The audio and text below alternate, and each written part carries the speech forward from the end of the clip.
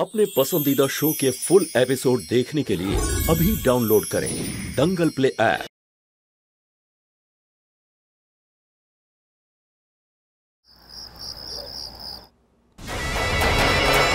आज আমি হেরে গেছি আর তুই তোর ভাগ্যের জোরে জিতে গেছিস, কিন্তু বারবার ভাগ্য সাথ দেবে না।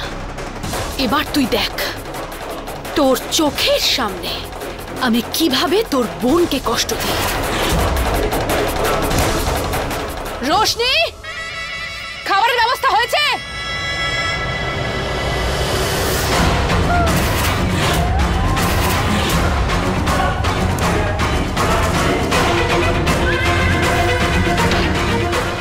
আমি তোমাদের কাছ থেকে তাড়িয়ে দিয়েছিলাম না? এখানে আসতে কে বলেছে? আমি বলেছি।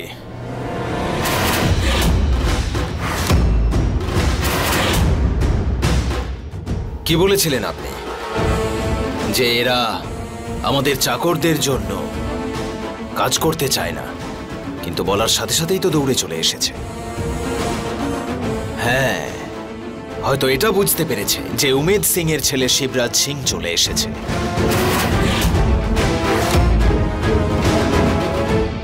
ভগবান আমাকে দেখতে একদম বাবার মতো গড়েছে, হয়তো সেই জন্য।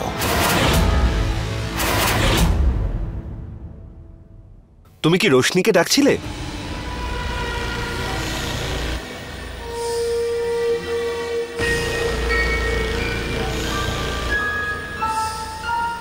কি ব্যাপার সমর, আমাকে দেখলে তুমি পালিয়ে যাও কেন? আচ্ছা, তোমার সাথে একটা বিশেষ কথা আছে। এই বাড়ির যত চাকর ছিল তাদের সবাইকে আমি ফিরিয়ে এনেছি, আর এখন থেকে ওরা কোথাও যাবে না। আপনারা আমার বোনের ওপর অনেক অত্যাচার করেছেন, আর একদম চেষ্টা করবেন না। আর একটা কথা ভালো করে শুনে রেখো, তুমি রোশনির স্বামী, আর একজন স্বামীর দায়িত্ব সে তার স্ত্রীর খেয়াল রাখবে। তাই আজকের পর আমার বোনের যেন কোনো অসুবিধে না হয়, ওকে? হ্যাঁ, ঠিক বলেছো তুমি শালাবাবু। আর একটা কথা, আমার জন্য যত যন্ত্রণা, যত কষ্ট তোমার বোন সহ্য করেছে তার জন্য সরি।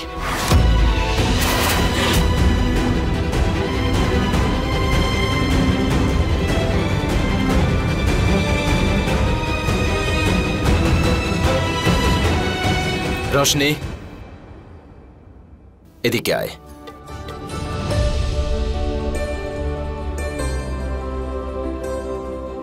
দাদা, খাবার বাড়ো।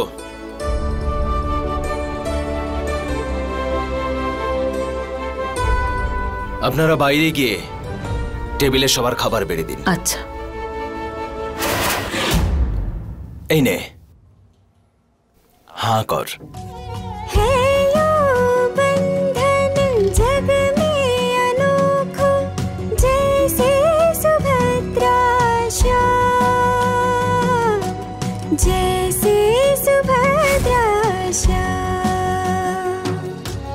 दीपक ज्योति जैसा बंधन, तेरा मेरा रक्षा बंधन। दीपक ज्योति जैसा बंधन, तेरा मेरा रक्षा बंधन।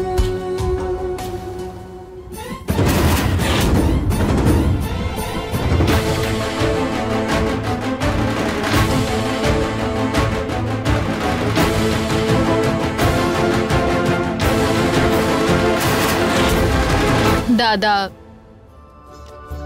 কি হলো?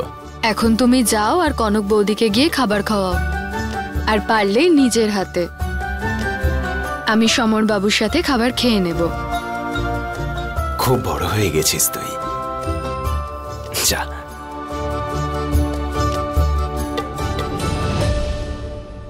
ও চাঁদনি মা, আসলে কি জানো তো, আমি রোশনিকে ছোটবেলা থেকে ভালোবেসে নিজের হাতেই খাবার খাইয়ে বড় করেছি। আর আজকে আপনি যখন আমার বোনকে আমার থেকে দূরে করার জন্য কনক দেবীর মায়ের যে সাহায্য নিয়েছিলেন না, ক্ষমা করে দিলাম, কিন্তু একটা কথা মনে রাখবেন, আজকের পর আর কখনো যদি আমার আর আমার বোনের মাঝে আসার চেষ্টা করেন না, তাহলে না আপনি শিবার রাগ সহ্য করতে পারবেন আর না তার ফল। আর এই কথাটা ভালো করে মনে রাখবেন।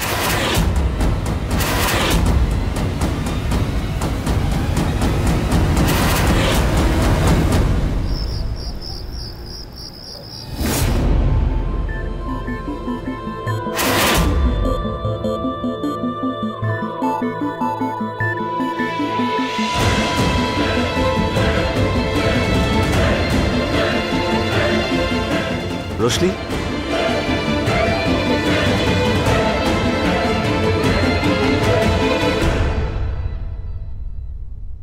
খাবার খেয়ে নাও, না হলে আবার তোমার পালোয়ান দাদা আমার নামে বদনাম করবে, বলবে যে আমি তার বোনকে কষ্ট দিয়েছি, তার বোনকে খেতে দিইনি, টর্চার করেছি। এরপর আর একটাও এই সমস্ত কথা আমি ওর কাছ থেকে শুনতে চাই না, কারণ প্রথম থেকেই আমার কাকু আর কাকিমাকে ও ভীষণ বিরক্ত করছে। খাবার খাওয়ার দরকার তো আপনারও আছে, তাহলেই আপনি পিঠে ব্যথার ওষুধটা খেতে পারবেন।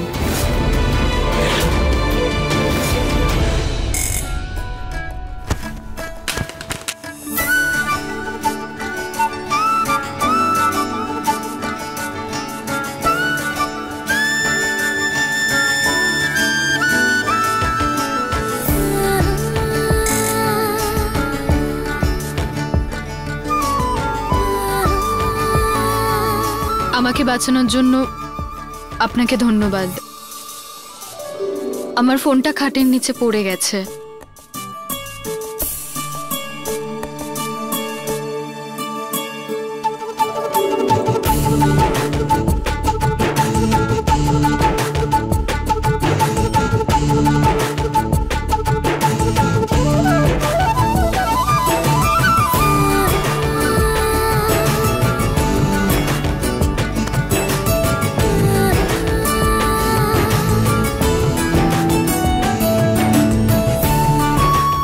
দাঁড়াও, না হলে আবার তোমার আঘাত লাগবে, তারপর তোমার দাদার অযথা কথাগুলো আমাকে শুনতে হবে। শুনতে হবে না আপনাকে, আমি কিচ্ছু বলবো না।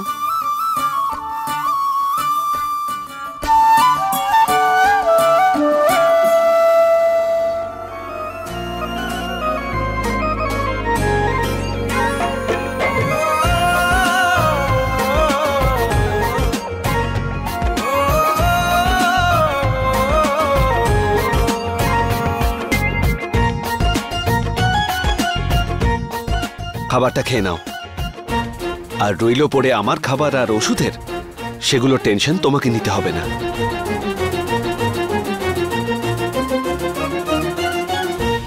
কাজের লোকদের এখানে ডেকে নিজেকে এবারের মালিক মনে করছে।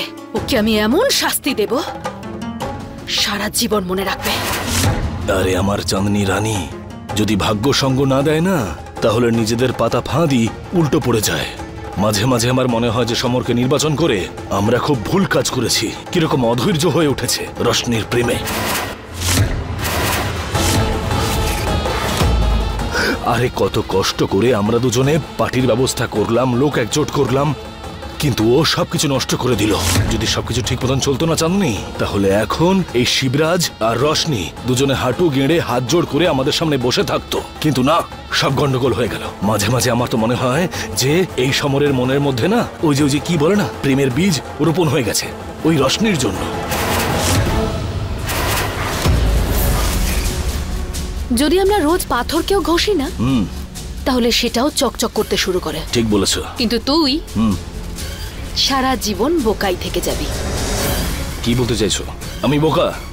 আমি আসলে কি বলতো, যখন যখন সবাই ভেবেছে যে ওরা আমার গুটিটা কেটে দিয়ে নিজেরা জিতে যাচ্ছে, তখন তখন চাঁদনি নিজের শক্তি আর বুদ্ধি দিয়ে খেলাটা জিতে নিয়েছে। আমার পোষা সৈন্য সমর, ও এতদিন সেটাই করেছে যেটা আমি ওকে করতে বলেছি। ও আজও আমার পাশেই আছে।